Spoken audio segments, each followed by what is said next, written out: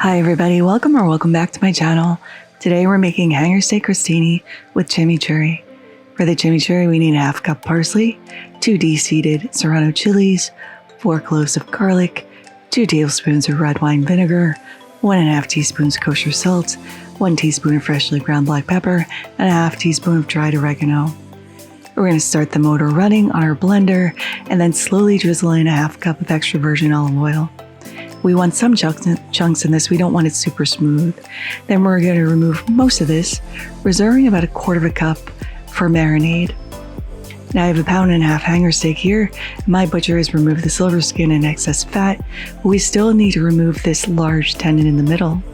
So I'm just going down and slicing so we get 2 steaks as close to that tendon as possible.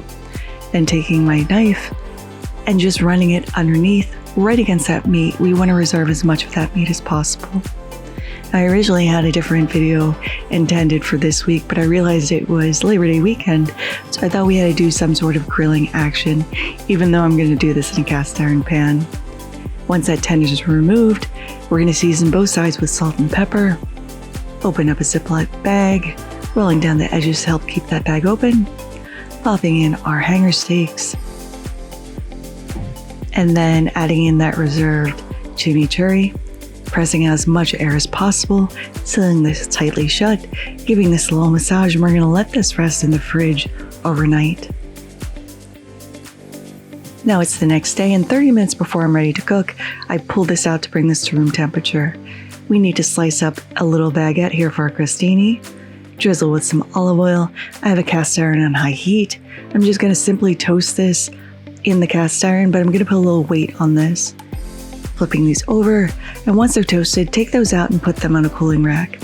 In that same cast iron over high heat, we're going to add in our steaks. Let that cook for 4 minutes before flipping this over to cook for an additional 4 minutes. We want this to be medium rare or 130 temp.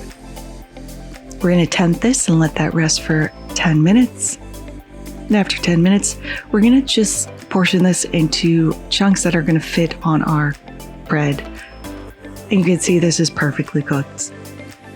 Then we're going to slice this against the grain. And to plate, I'm layering down our toasty bread slices, layering with our hanger steak, topping with our chimichurri, and finishing with some flaky salt. Now I'm going to pair this with an amber ale because the heat from the garlic is going to get smoothed out by the sweetness of this ale, and that toasted hoppiness is going to mimic that nice charred seared hanger steak. Now let's go ahead and give this a taste. The chimichurri is herbaceous and acidic from that red wine vinegar. That flaky salt adds a nice crunch and saltiness. The hanger steak is perfectly cooked and literally melts in your mouth. You get that garlic flavor cutting through. This is absolutely delicious, and I think a really fun appetizer for your Labor Day events. The beer is a perfect pairing. It just complements this crostini very nicely.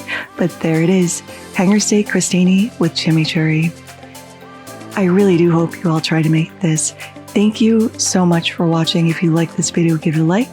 If you loved it, please consider subscribing and hitting that notification bell because I put out new videos every Thursday. Thank you for spending some time with me. Happy Labor Day, and until next time, happy cooking.